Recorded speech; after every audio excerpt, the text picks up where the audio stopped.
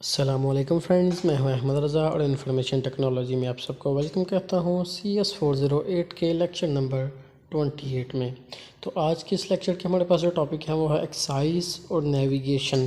Navigation में आगे extension है, यहाँ पे सिग्निफिकेंस पढ़ेंगे हम, इसकी टाइप्स पढ़ेंगे नेविगेशन की, उसके बाद हम इम्प्रूविंग नेविगेशन पढ़ेंगे और अवॉइड हायरार्की के बारे में पढ़ेंगे। सबसे पहले एक्साइज, अननेसेसरी वर्क, किसी भी चीज़ का, किसी प्रोडक्ट का, किसी सॉफ्टवेयर का जो अननेसेसरी वर्क होता है, जो यानी समझ लें कि अपने क्लाइंट को बस राज़ी करने के लिए कोई ना कोई चीज़ का काम किया जाता है, उसे हम अननेसेसरी वर्क या एक्साइज कहते हैं। It is the extra task that specifies either the needs of our tools as we try to achieve the objectives। हमें अपने अपने गोल्स को अचीव करने के लिए, अपने यूज़र की नीड्स को बस सेटिस्फाई करवाने के लिए जो भी एक्स्ट्रा काम या टूल्स या जितना टाइम दरकार होता है, इसे हम एक्स्ट्रा वर्क या एक्साइज कहते हैं। जैसे फ़र्ज़ करें अभी आपने अपने ऑफिस में जाना है, तो ऑफिस जाने के लिए आपको एक्स्ट्रा क्या करना पड़ेगा? पहले सबसे आपको अपनी गाड़ी फाइंड करनी पड़ेगी, गाड़ी में बैठ के गाड़ी को ड्राइव करना पड़ेगा, उसके बाद आप ऑफिस जाएंगे। तो ये जो वर्क है आपका टारगेट तो सिर्फ ऑफिस जाना था, लेकिन उसके दरमियान में ये जो काम आ गया, ड्राइव अ कार, ये जो काम है ये एक्सरसाइज कहलाएगा। उसके बाद आ जाती है navigation. Any action that takes the user to a new part of the interface is called navigation. ऐसा एक्शन जिसकी मदद से हम एक जगह से दूसरी जगह पे पहुंच जाएं। जैसे अभी आपने कोई वेबसाइट खोली है, तो उस वेबसाइट के ऊपर एक लिंक है, आपने उस लिंक को ओपन किया तो आप एक नए पेज पे चले गए, तो इस एक्शन को हम नेविगेशन कहेंगे। और which requires him to locate objects, tools and data ETC। ऐसी चीज़ों को ढूंढने के लिए, ऑब्जेक्ट्स, टूल्स और डाटा वगैरह को ढूंढने के लिए हम जो क्लिक करते हैं, किसी भी लिंक पे करते हैं, किसी बटन पे करते हैं या किसी और वेब पेज पे चले जाते हैं, तो ऐसी चीज़ों को हम नेविगेशन कहते हैं। अब आती है इसकी सिग्निफिकेंस ऑफ नेविगेशन। इसमें सबसे पहले navigation is common to all types of interface product. ये सारे के सारे इंटरफेस प्रोडक्ट के लिए में सेम होती है। User needs to navigate to find tools, information and various functions within the application. अब एक यूज़र वो एक एप्लीकेशन को यूज़ कर रहा है, तो उसको एप्लीकेशन को चलाने के लिए, इंफॉर्मेशन को ढूंढने के लिए बार बार नेविगेशन सिस्टम से ताल्लुक़ रखना पड़ता है अपने फंक्शंस को एक्सेस करने के लिए। जब आपको मैं बताऊं कि मैं एक मोबाइल अब यूज़ कर रहा हूं, तो मोबाइल का बार बार मुझे एक बैक बटन को प्रेस करना पड़ता है, दूसरा मुझे बार बार होम स्क्रीन पे जाना पड़ता है। तो ये सारी की सारी चीज़ें मैं एक्सेस करता हूँ नेविगेशन सिस्टम से।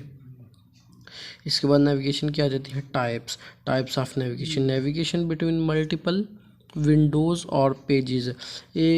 ये मल्टीपल विंडोज़ में भी होती है और पेजेस में भी हो सकती है। फर्स्ट करें, अब आप MS वर्ड यूज़ कर रहे हैं, तो एक ही फाइल में आपके पास बहुत ज़्यादा पेजेस है, तो एक पेज से दूसरे पेज पे जाने के लिए जो भी बटन आप प्रेस करेंगे या जो भी आप टूल इस्तेमाल करेंगे वो नेविगेशन होगा। Navigation between pan is a separate area of N interface होता है। आप कोई भी सॉफ्टवेयर यूज़ करते हैं तो उसमें हर एक चीज़ को डिवाइड किया गया होता है छोटी छोटी स्क्रीन्स में।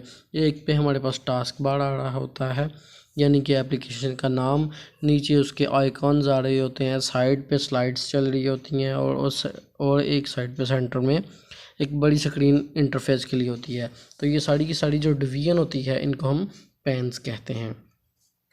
Navigation between tools and menus. एक मेन्यू से दूसरे मेन्यू में, एक ऑप्शन से दूसरे ऑप्शन में जाने के लिए जो भी टूल्स हम या चीज़ें हम इस्तेमाल करते हैं, जैसे माउस हो गया या कीबोर्ड की कर्सर कीज़ हो गई, तो ये हमारी नेविगेशन की टाइप्स हैं। इसके बाद हमारे पास नेविगेशन ऑफ इंफॉर्मेशन।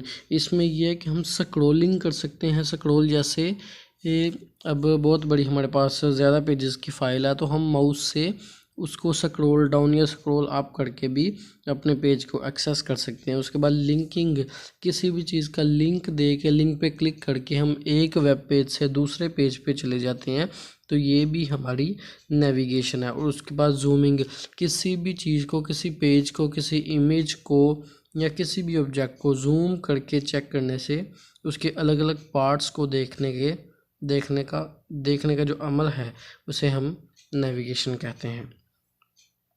उसके बाद आ जाता है कि नेविगेशन को हम इम्प्रूव कैसे करेंगे, इसमें एडवांसमेंट कैसे लेके आएंगे। Reduce the number of places to go, ज़्यादा आपने कोशिश ये करनी है कि आपकी जो प्लेसेस हैं, आपके जो लिंक्स होंगे पेज में, वो कम से कम हो, ताकि आपका एक तो टाइम बचेगा, दूसरा आप जल्दी से जल्दी अपने पेजेस को विज़िट करके फ्री हो जाएंगे। ये आपकी नेविगेशन का सिस्टम है। अभी फ़र्ज़ करें आपके पास 100 पेजेस की फ़ाइल है, तो आप लगे रहेंगे उसे स्क्रॉल करने के लिए, ऊपर नीचे करने के लिए, कितना ज़्यादा आपका टाइम वेस्ट होगा। तो ये कोई अच्छी एग्जांपल नहीं है नेविगेशन की।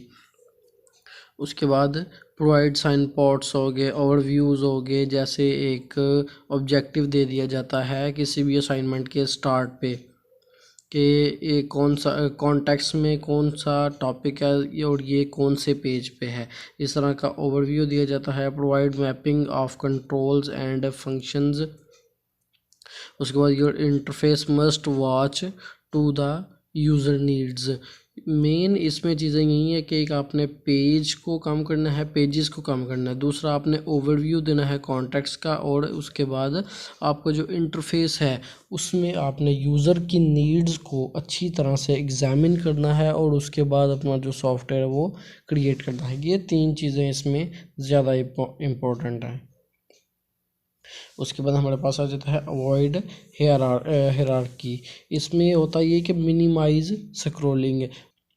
वही जो हमें अभी हमने पिछली स्लाइड में पढ़ा कि हमने कोशिश करनी है कि हमारे पास जो पेजेस होंगे वो कम से कम होने चाहिए, ताकि हमें स्क्रॉलिंग में हमारा टाइम बचे और जल्दी से जल्दी हम किसी भी वेबसाइट को या किसी फाइल को पढ़ के आगे निकल जाएं।